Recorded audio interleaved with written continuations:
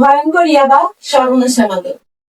Sir, আমাদের এই যুব সমাজ যে এই মাদক গ্রহণ করে তাদের জীবনটা শেষ করে দিচ্ছে, স্যার আপনি এ সম্পর্কে কি বলবেন?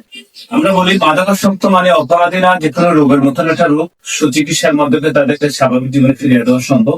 তো ব্রেন এন্ড লাইফ হসপিটাল দীর্ঘ 25 বছর ধরে একই জায়গায় মাদকাসক্ত রোগীদের ট্রিটমেন্ট করে আসছি আমরা।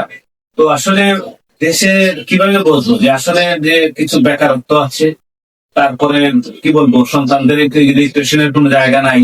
একটু আগে যখন ছোটবেলা আমরা দেখছি আমাদের ফুটবল খেলার মাঠ ছিল, বিভিন্ন রকম টাইম পাস করতে পারতাম।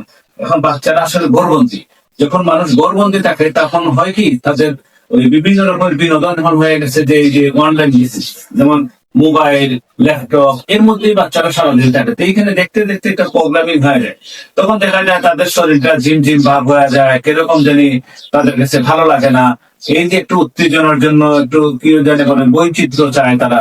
এই যে একটু মনে মনে করে যে একটু মাদক খেলে বোধহয় একটু চাঙ্গা লাগবে, মাদক খাইলে বোধহয় একটু ভালো লাগবে। এই যে বিভিন্ন ভাবে এক বন্ধু আরেক বন্ধুকে আসলে মাদক ধরে আছে। এই যে আমাদের যে যুব সমাজ নষ্ট হয়ে যাচ্ছে, তাদের সুচিকিৎসার জন্য ব্রেন এন্ড লাইফ হসপিটাল বাংলাদেশের প্রান্তের বিভিন্ন অবস্থিত।